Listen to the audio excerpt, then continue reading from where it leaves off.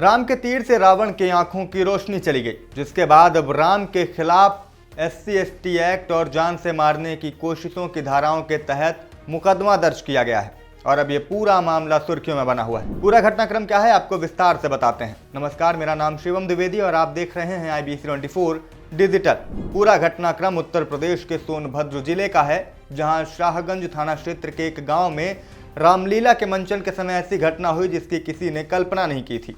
दरअसल रामलीला के मंचन के दौरान जब राम रावण युद्ध दृश्य का समय आया, इसी बीच राम बने नैतिक पांडे के धनुष से निकला तीर रावण बने सुनील कुमार की आंखों में जा धंसा। इसके बाद वहां पर मौके पर मौजूद दर्शकों के बीच अफरा तफरी मच गई। तुरंत रामलीला कमेटी के सदस्यों ने आनंद फानंद में उन्हें उठाया और उन्हें अस्पताल लेकर गए, जहां स्थिति खराब होने पर उन्हें वाराणसी ले जाया गया। वाराणसी के अस्पताल में उनका इलाज चला और इसके बाद उनकी बाईं आंख की रोशनी हमेशा के लिए चली गई, जिसके बाद अब इस मामले पर SC/ST एक्ट सहित कई गंभीर धाराओं में नैतिक पांडे के खिलाफ मामला दर्ज कराया गया है। पूरी घटना 13 नवंबर 2025 की है। रामलीला का मंचन चल रहा था, उसी दौरान ये घटना हुई थी। इस पूरे मामले पर सुनील कुमार का कहना है कि मेरे ऊपर जानबूझकर हमला किया। हालांकि जब उनसे पूछा गया कि क्या आपकी इनसे कोई दुश्मनी थी जो राम का किरदार निभा रहे थे नैतिक पांडे, तो जवाब में उन्होंने कहा कि मेरा उनसे कोई द्वेष या वैर नहीं था, लेकिन फिर भी मुझे ऐसा लगता है कि उन्होंने जानबूझकर ऐसा किया है क्योंकि मैंने मना किया था। क्या नाम है आपका?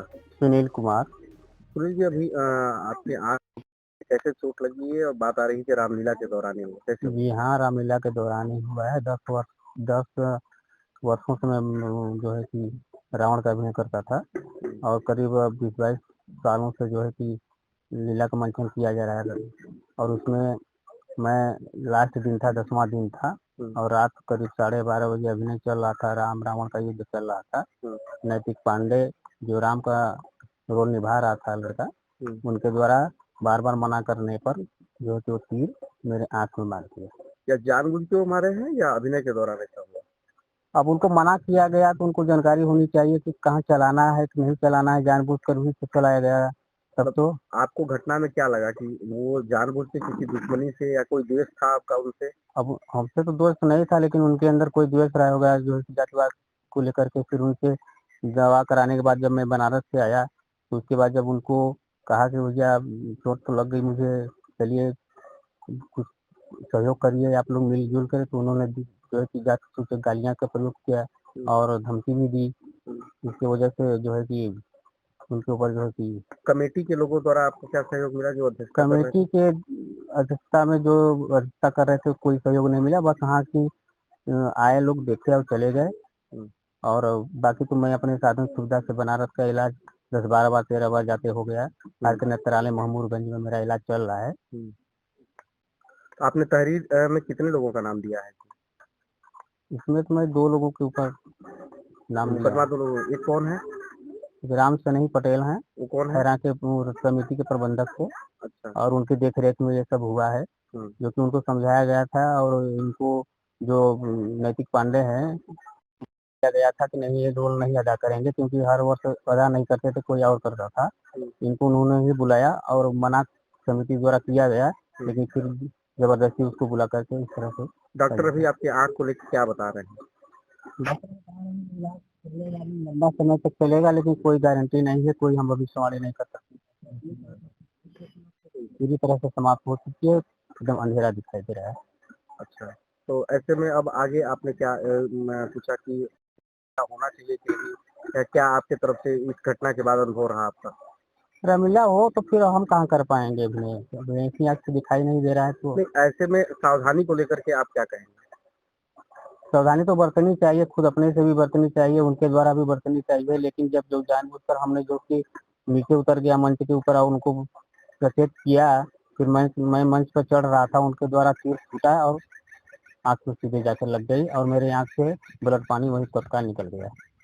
मिशन अस्पताल में जाने पर फिर वहाँ जो कि रेफर कर दिया गया। मैं बनारस अपने साधन सुविधा से रात को पहुँचा और मेरा इलाज सुबह 11 बजे 12 बजे के लगभग डॉक्टर देखा और 2 बजे ऑपरेशन हुआ। तो सुनील कुमार कह रहे हैं कि मुझे ऐसा लगता है कि मेरे ऊपर उन्होंने जानबूझकर तीर चलाया, जो मेरी आंखों में लग गया और अब मेरी आंखों की रोशनी चली गई है। आपको बता दें कि सुनील कुमार SC/ST समुदाय से आते हैं और जो नैतिक पांडे राम की भूमिका में थे वो सामान्य वर्ग से आते हैं। ऐसे में सुनील कुमार के परिवार की ओर से जो शिकायत दर्ज की गई है उसके बाद शाहगंज थाने में उनके खिलाफ SC/ST एक्ट सहित जान से मारने की कोशिश का भी मुकदमा दर्ज किया गया है। वहीं इस पूरे मामले पर CO घोरावल राहुल पांडे का कहना है कि उनकी तहरीर के आधार पर मुकदमा दर्ज किया गया है और पुलिस अब इस पूरे मामले की जांच पड़ताल कर रही है। रामलीला में मंचन के दौरान रावण का पात्र निभाने व्यक्ति की आग हो गया, उसके अंदर क्या मामला है? देखिए 13 नवंबर 2025 को एक खैरा गांव है शाहगंज थाने के अंतर्गत, तो वहाँ पर रामलीला का मंचन हो रहा था। उसमें राम का पात्र निभा रहे नैतिक पांडे और रावण का पात्र निभा रहे सुनील कुमार के बीच में मंचन के दौरान, नाटक के दौरान युद्ध हो रहा था। इसमें उनकी तरफ से एक तीर चलाया गया राम के रूप में, जो कि रावण बने सुनील कुमार की आंखों में लग गया और इसके आधार पर उन्होंने एक तहरीर दी है, जिसके आधार पर दिनांक 28 जनवरी को हमारे यहाँ मुकदमा लिखा गया है। उचित धाराओं में पंजीकृत करके योजना प्रचलित है, साक्ष्यों के आधार पर उचित निष्पादन किया है। जानकारी में क्या ऐसा लगा कि ये जानबूझ करके हुआ है या पात्रता के दौरान ऐसा हो गया चूक से? कुछ ऐसी बात सामने तो आई हो? वास्तविकता तो ये है कि इन लोगों के नाटक में ये होता है कि तीर के माध्यम से रावण का मुकुट गिराया जाता है।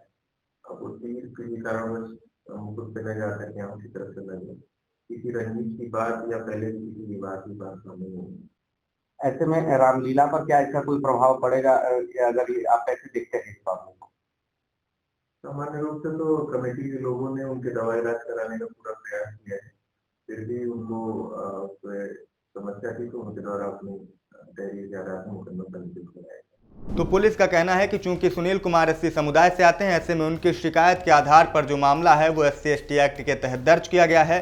पुलिस अब इस पूरे मामले की जांच कर उसके जो भी तथ्य सामने आएंगे उनके आधार पर आगे की कार्रवाई की जाएगी। लेकिन फिलहाल अचानक हुई ये घटना उत्तर प्रदेश में सुर्खियों में बनी हुई है, क्योंकि लोगों का ये मानना है कि ये तीर जानबूझकर नहीं चलाया गया था, बल्कि घटना अनजाने में हुई और एक ये एक्सीडेंटल घटना थी। लेकिन अब इस घटना पर मामला दर्ज कर लिया गया, जिसके बाद ये सामाजिक और राजनीतिक गलियारों में सुर्खियों में बनी हुई है। इस खबर में अभी के लिए इतना। इस पूरे घटनाक्रम पर, इस पूरे मामले पर आप क्या सोचते हैं, कमेंट करके हमें जरूर बताइएगा। मेरा नाम शिवम है। देश दुनिया की तमाम खबरों के लिए देखते रहें IBC 24 डिजिटल।